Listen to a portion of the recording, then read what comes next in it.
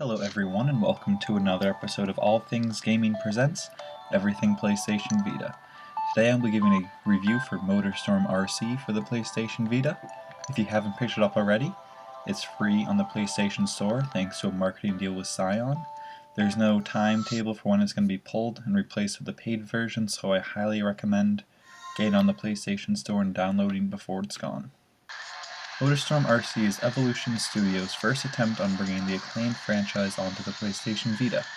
I was very skeptical of this game at first because unlike any of the previous entries in the series, RC ditches the gameplay we've become accustomed to for a more old-school approach. Quick races and challenges for the top spot and leaderboard replace the lengthy races across treacherous terrain we've become familiar with.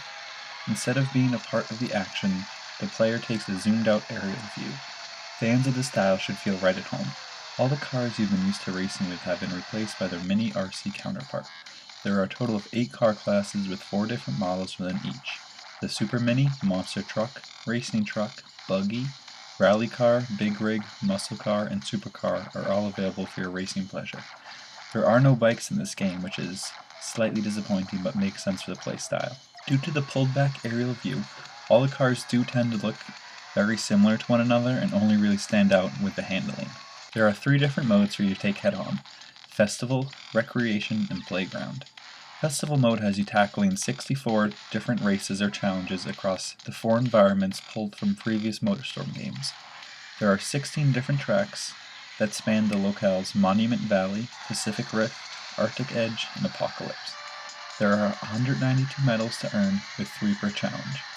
Each challenge will have you either racing for first place, attempting to finish a lap in a set time in Hot Lap, trying to rack up 5,000 drift points in the set time in Drift, and overtaking the set number of cars in Pursuit. Recreation mode allows players to attempt to take the top spot in the leaderboard in Time Attack, or play through any of the racing modes besides Pursuit and Free Play. Time Attack has different leaderboards for each car class and track in the game. These leaderboards are separate from the ones in Festival mode, which is a nice touch. Playground sounds exactly what it is.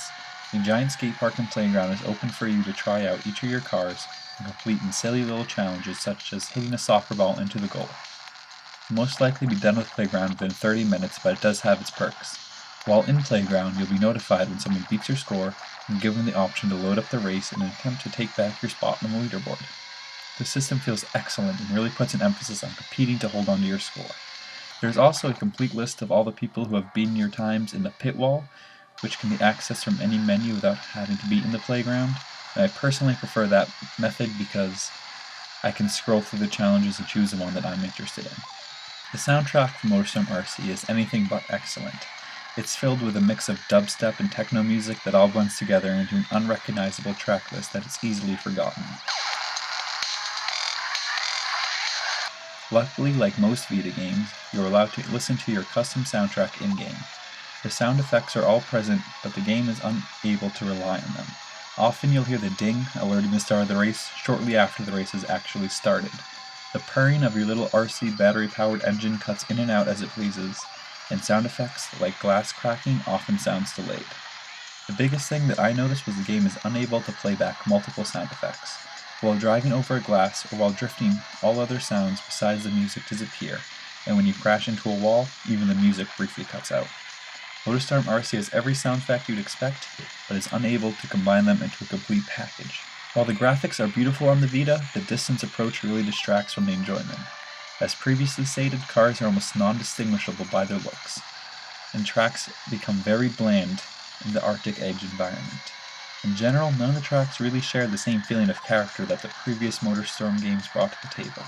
The tracks feel empty and lack the personality that makes you want to replay them. Menus in Motorstorm RC work extremely well. They overlay the race beneath it and allow for rapid transition between different challenges or an instant second attempt on the track. Everything is very fast and intuitive.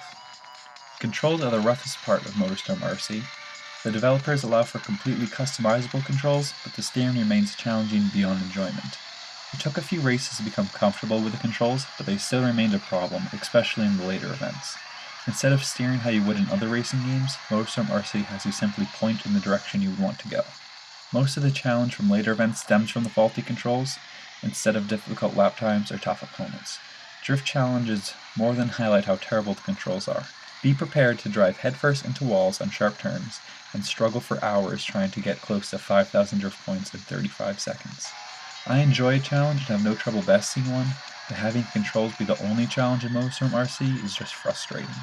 I easily obtained 3 medals on every challenge besides the drift challenges. If you enjoy duking it on the leaderboards, Motorstorm RC will keep you entertained. Even if you can't make your way to the top 10, the pit wall will give you the feeling of beating out your competition and push you slowly to the top. There is no classic versus multiplayer, but it does not feel like it would really fit in the game. Overall, I love racing games, and Motorstorm RC does a great job at making the leaderboards a central part of the experience. Every car and event has its own separate leaderboard that will have you battling out with friends and randoms to hold on to your spot. Beyond that, Motorstorm RC begins a struggle. Controls are extremely frustrating, and there is little challenge even in the supercar races. The tracks lack personality that I've come to expect in Motorstorm games, and the sound design cuts in and out as it pleases.